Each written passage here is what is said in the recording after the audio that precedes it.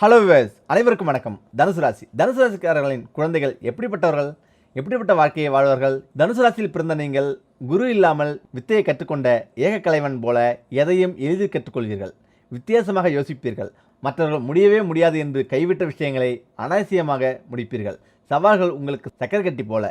பிள்ளைகள் பிறப்பதற்கு முன்பு ஏனோ தானோ என்றிருக்கும் நீங்கள் அதன் பின் சேமிக்க தொடங்குவீர்கள். உங்களுக்கு பூர்வ புண்ணியாதிபதியாக குழந்தை பாக்கியத்தை தருவதாக மேச செவ்வாய் வருவதால் மண்மனம் மாறாமல் பிள்ளைகளை வளர்க்க விரும்புவீர்கள். நகரத்திற்கு இடம்பெயர்ந்தாலும் அவ்வப்போது குழந்தைகளோடு ஊர் விசேஷங்களில் கலந்து கொள்ள தவறமாட்டீர்கள். பீட்சா பர்கர் வாங்கி தந்தாலும் அவ்வப்போது கம்மங்கூழ் கேப்பக்கூழையும் சாப்பிட வைப்பீர்கள். கல்வியையும் ஒழுக்கத்தையும் பிள்ளைகளின் ரத்தத்தில் கலந்து வளர்த்துட்டா எந்த நாட்டுக்கு போனாலும் ஒழுங்காக இருப்பாங்க. 4 வீடு வாங்க வைக்கிறத விட 4 மொழி சொல்லி கொடுத்தா அதுதாங்க நிலைக்கும் என்று சொல்வீர்கள். உங்கள் சொந்த ஜாதகத்தில் மேஷம், சிம்மம், துலாம், தனுசு ஆகிய வீடுகளில் செவ்வாய் இருந்தால் அனைத்திலும் சிறந்து விளங்கும் அருமையான பிள்ளைகள் பிறப்பார்கள். ஏதேனும் ஒரு வகையில் நாட்டை ஆள்பவராகவும் சமூகத்திற்கு அத்தியாவசியமான பொருளை கண்டறியவும் விஞ்ஞானியாகவும் இருப்பார்கள். சனியின் பார்வை மற்றும் சேர்க்கை பெறாமல் மகரம், கும்பத்தில் செவ்வாய் அமர்ந்திருந்தால் கடல் கடந்து வியாபாரம் செய்யும் தொழிலதிபராகவும் சமூக சீர்திருத்த சிந்தனையாளராகவும் விளங்குவார்கள். செவ்வாய் மீது குருவின் பார்வைப்பட்டால் நல்ல மனிதர் என்று 4 பேர் வாழ்த்தும்படி இருப்பார்கள். பரம்பரைக்கு பெருமை சேர்ப்பார்கள். 5ஆம் வீட்டில் சனி, புதன், சுக்கிரன் இல்லாமல் இருந்தால் நல்லது. சனி அமர்ந்திருந்தால் பிள்ளைகள் உங்களை எதிர்த்து பேசுவார்கள்.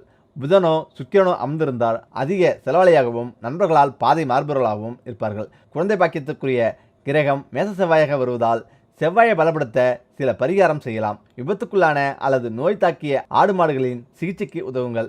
பொது குளத்தை தூர்வார அகலப்படுத்த உதவுங்கள். முடிந்தால் இரத்த தானம் செய்யுங்கள். மரக்கன்று நட்டு பராமரியுங்கள். விருச்சிப்பூவால் இறைவனை அர்ச்சித்து வணங்குங்கள். போரில் காயம்பட்ட இராணுவ வீரரின் குடும்பத்திற்கு இயன்ற உதவிகளை செய்யுங்கள். தனுசு ராசியில் மூல நட்சத்திரத்தில் பிறந்தவர்களுக்கு ஏறக்குறைய 24 வயது முதல் 30 வயது வரை சூரிய திசை நடைபெறுவதால் 30 வயதுக்குள் திருமணம், குழந்தை பாக்கியம் யாவும் தடையில்லாமல் அமையும். சூரியன் வலுவிழந்து காணப்பட்டால் 29-30 வயதில் எல்லாம் கிடைக்கும். சந்திர திசை வரை காத்திருக்காமல் 30 வயதுக்குள்ளேயே குழந்தை பெற்றுக்கொள்வது நல்லது. 30 முதல் 40 வயது வரை சந்திர திசை நடைமுறையில் இருப்பதால் குழந்தை பாக்கியம் ஒரு கருச்சிதைக்கு பிறகு கிடைக்கும். வளர்பிறை சந்திரனாகவோ குரு சம்பந்தப்பட்ட சந்திரனாகவோ இருந்தால் நுண்ணறிவும் யோகமும் நிறைந்த குழந்தை பாக்கியம் கிடைக்கும். புராண நட்சத்திரக்காரர்களுக்கு ஏறக்குறைய 19 வயது முதல் 29 வயது வரை சந்திர திசை நடைமுறையில் இருப்பதால் 23, 24, 27 வயதிலேயே அழகான குழந்தை கிடைக்கும்.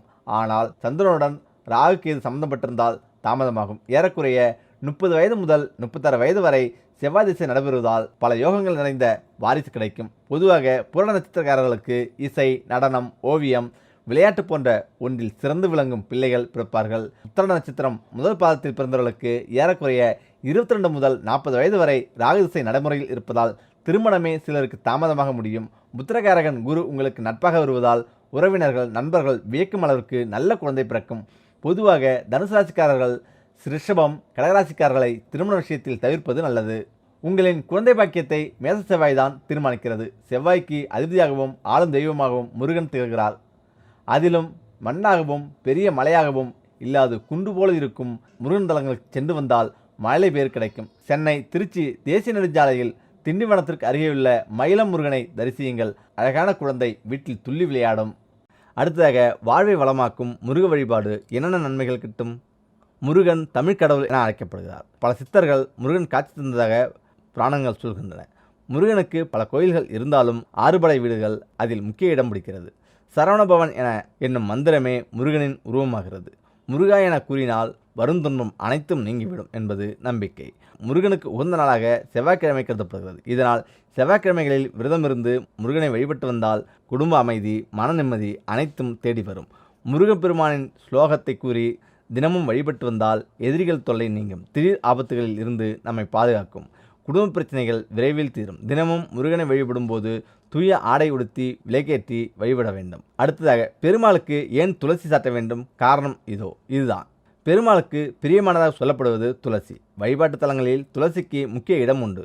கங்கை நீருக்கு சமமாக கருதப்படும். எனவேதான் துளசி நீரால் இறைவனுக்கு அபிஷேகம் செய்கின்றனர். துளசி இலையின் நுனியில் நான்முகனும், அதாவது பிரம்மா, மத்தியில் திருமாலும், அடியில் சிவனும், மற்றைய பகுதிகளில் 12 ஆதித்யர்களும், 11 ருத்திரர்களும், 8 வாசுக்களும், 2 அஸ்வினி தேவர்களும் உள்ளனர் என்பது நம்பிக்கை. பெருமாள் கோயிலில் கொடுக்கும் துளசி தீர்த்தத்தால் உடலும் மனமும் புத்துணர்ச்சி அடையும். துளசி மாலையை அணிவிக்கும் போது இதயத்திற்கு நேராக வைத்து, சுவாமி, இந்த துளசி மாலையோடு பக்திமயமான என் இதயத்தையும் உனக்கு சமர்ப்பிக்கிறேன். எப்பொழுதும் எனக்கு துணை செய் என ஆண்டவனிடம் பிரார்த்தனை செய்ய வேண்டும். உங்களுடைய அனைத்து துன்பங்களும் விலகி செல்வம் பல மடங்கு பெருகும். அடுத்ததாக, மகிழ்ச்சி அதிகரிக்க, லட்சுமி கடாட்சம் பெருக மாட்டு சாணத்தை கொண்டு இதை செய்யுங்கள். குடும்பத்தில் உள்ள கடன் தொல்லைகள் நீங்கி மகிழ்ச்சி அதிகரிக்க, லட்சுமி கடாட்சம் பெருக நம்மை சுற்றி நேர்மறை அதிர்வுகளை உருவாக்க வேண்டும். ஆம், இதற்கு ஒரே வழி, வீட்டில் சிறிய ஹோமங்களை செய்ய வேண்டும். வீட்டில் ஹோமம் நடத்துவதற்கு இணையாக வேறொரு பரிகாரம் மற்றும் யாகம் செய்த பலன் கிடைக்க ஒரு சிறந்த வழி பஞ்சகவ்ய விளக்கு ஏற்றுவது. ஆம், பஞ்சகவ்ய விளக்கை வீட்டில் ஏற்றும் பொழுது யாகம் செய்வதால் கிடைக்கும் அதே நன்மைகள் கிடைக்கும். அது மட்டுமின்றி இதனால் நம்மை சுற்றியுள்ள அனைத்து நெகட்டிவ் வைப்புகளும் நம்மை விட்டு அகன்று விடுகிறது.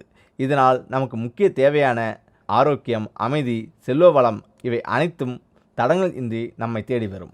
மேலும் இந்த பஞ்சகவ்ய விளக்கில் உள்ள பொருட்களால் கூடுதல் நன்மைகளும் நமக்கு கிடைக்கிறது. பஞ்சகவ்யம் பஞ்சபூதங்களை சமநிலைப்படுத்தும். ஆம், பஞ்சகவ்ய விளக்கை எப்படி பயன்படுத்த வேண்டும்?